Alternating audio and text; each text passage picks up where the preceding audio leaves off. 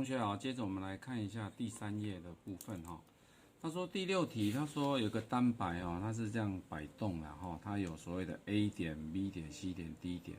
那 A 点跟 D 点是最高点 ，OK？ 好，那不计它的空气阻力，所以 A 荡过来最后会到 D 点哦，所以这两个高度是一样的 ，OK？ 这两个高度是一样的哦哈。那根据它的动能大小顺序怎么排呢？那我们知道掉下来的话，到最低点应该动能最大吧？哦，这个速度最大，所以 B 大于 C 大于 Z 啊，Z 等于 A， 可以吗？好，第一题答案。第二题，它们4个位置的重力位能大小哈。那我们知道重力位能就是所谓的能量守恒嘛哦，动能跟位能的一个转换哦。所以这个位置位能最大，当然动能就最小。啊，这个位能最小，所以动能最大哦。所以来看一下重力位能的大小，重力位能最大应该是 A 等于 Z 大于 C 大于 B， 这样可以吗？好，再来我们看一下第7题，这又是一个半圆哈，半圆的一个状态，然后这质量是 0.1 公斤好，按照这个半径是0点多少？0.45公尺 ，OK， 好。那请问你小球到达 B 点的速率为何？小球从 A 到 B 点，B 到 B 点的话，我们不考虑摩擦力哦，摩擦力是不计的哦，所以它是不是减少了位能？减少了几公尺呢？这个 0.45 公尺哈，所以它减少的位能就会转换成什么？动能，对不对？所以这位能是 mgh，m 是 0.1， g 是10，h 是 0.45 哈。所以这个写法是 0.1 乘以10乘以 0.45， 这叫 mgh。啊，转换成到这个是不是要看它的位能？位能的公式就是1/2 mv 平方等于1/2 m 还是这个 0.1 嘛？啊，乘以 v 平方 ，OK。所以算出来 v 平方等于9，所以 v 等于3，这样可以吗？所以 B 点的速率是3公尺每秒。好，再来，我们说到了 C 点的动能为何？我们知道这个动能到这里最大，那再来慢慢是不是减少？到这里动能变0嘛？那我们来看一下，它还差几公尺？0.3到0.45是不是还差0.15公尺？所以 C 点的动能呢，就是这个 A 点这个 Z 点到 C 点相差的位能嘛，对不对？因为你这动能最大，它是位能是0。然后到这里是位能是最大啊，动能是0，所以我们是不是只要看这个位置的位能差，就知道这个动能多少，对不对？所以来看一下 m 0.1，g 是10，h 是0.15嘛，这样乘起来是不是就是这乘起来是1，所以还是0.15，对吗？所以这动能就是0.15 ，OK。好，那位能当然就是 mgh，m 是0.1 ，g 是10，h 就是0.3，这个的位能就是乘以0.3，啊，这个动能就是这个差，所以是乘以0.15，这样可以吗？好，再来看第8题，这个用起钉杆起钉杆这应该是一个省力装置啦，所以你的施力的力臂比较长，你的抗力的力臂比较短你施力的力臂是40啊，抗力力臂只有5嘛这40比5很明显就是8比1，对不对？所以这省力应该是1/8，可以吗？好，那这一题我们来看一下它的一个力矩的概念这个第一个抗力矩所产生的力矩量怎么算？抗力矩是这个5嘛因为施力矩是这个嘛，施力矩就是20乘以，这要换公尺20乘以0.4，就会等于这个抗力点乘以0.05 ，OK。好，他只问你这个量值，所以施力矩等于抗力矩，所以我们只算施力矩就可以了。20乘以0.4，所以24得8，所以这得到的是8公斤重每乘以公尺 ，OK， 8。在第2题，他说施力的力臂为几公尺？施力力臂是40公分，当然就是 0.4 公尺，可以吗？那铁钉的抗力为多少？抗力就是这个，我们知道已经施力臂这样啊，这个施力臂等于抗力臂，抗力臂是，这个 F， 这个我们说 F， 那 L 是这个5公分是0.05公尺 ，OK， 好，这约掉，这个8这移过去嘛，这个8除以0.05，所以是160，那这样答案160 ，OK。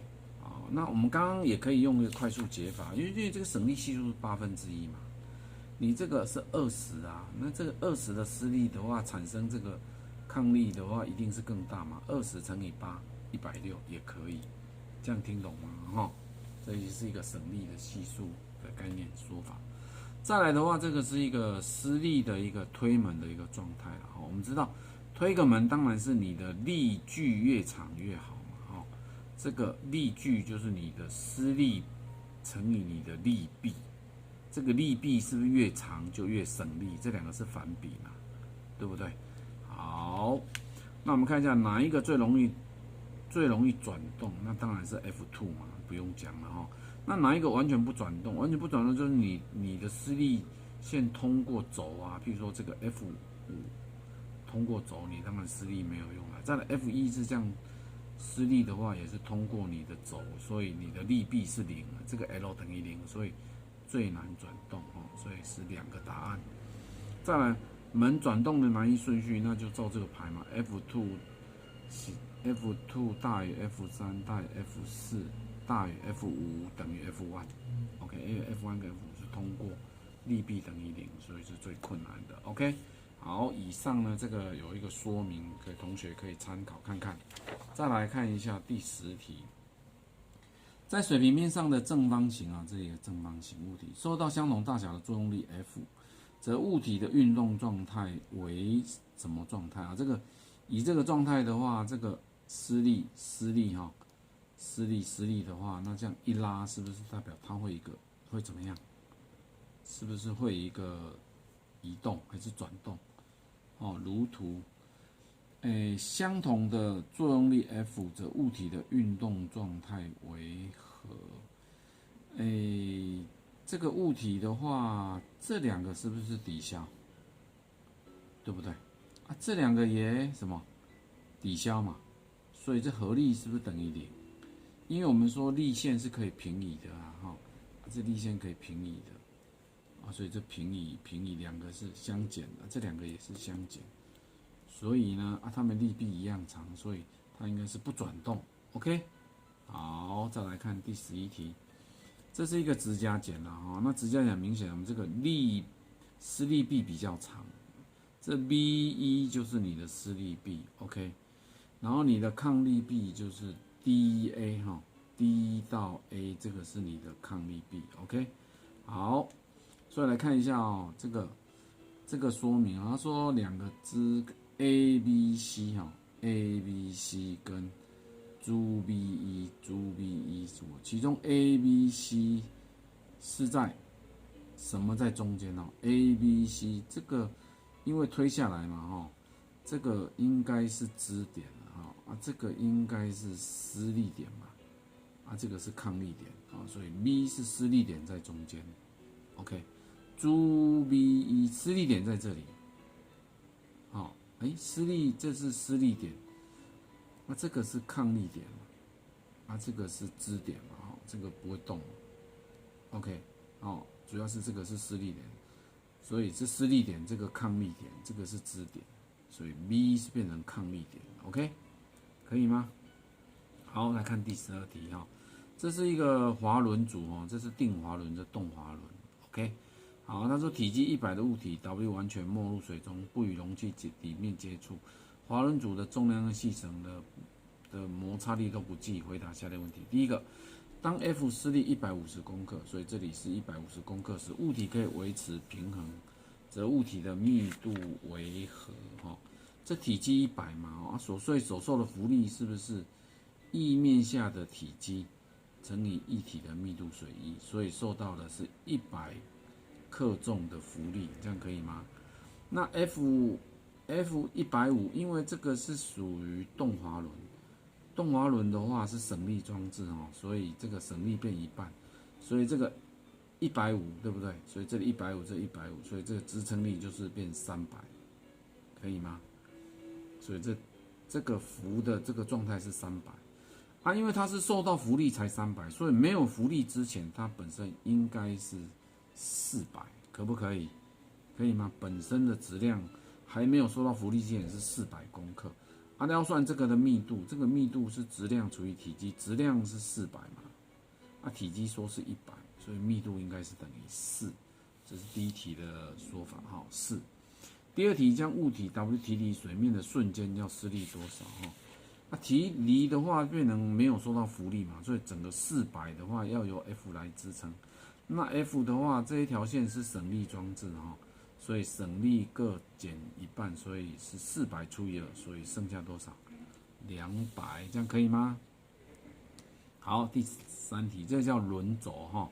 这个大的叫轮啊，小的叫轴啊。施力在轮上的话，就叫轮带轴啊。如果施力在轴上，就叫轴带轮哈啊。这里是轮带轴，应该是省力装置哈。这半径比是4:1，所以省力系数就是1/4，可以吗？好，来看第一题哈。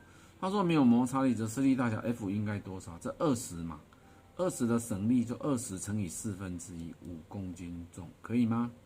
第二题。想要上升1公尺，那 F 要上升拉长几公尺，对不对？这省力就必然是费时嘛，对不对？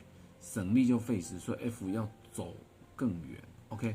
因为这个走一圈跟这个走一圈哦，它们一样是一圈的话，这个一圈的周长比较长，这一圈的周长比较短啊。这个周长比，因为半径比是4:1嘛，所以周长比也是4:1，所以你这走1公尺，下面就要走4公尺。这样可以吗？好，以上。